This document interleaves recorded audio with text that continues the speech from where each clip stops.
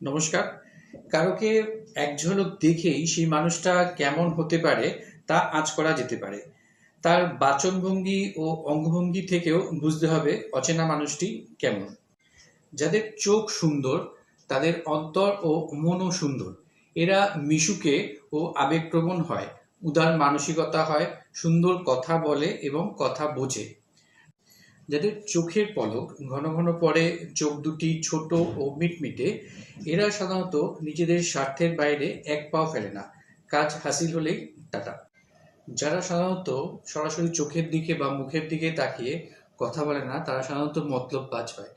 দাঁত যাদের সুন্দর সাজানো ধপধপে, তারা কথা বুঝতেও পারে, সুন্দর কথা বলতে পারে, কথায় সকলকে মোহিত করতে পারে, লোকপ্রিয় হয় এবং গজ দাঁত অত্যন্ত শুভ। মলিন জাত দাঁতের বা যাদের দাঁত মলিন বা বিকৃত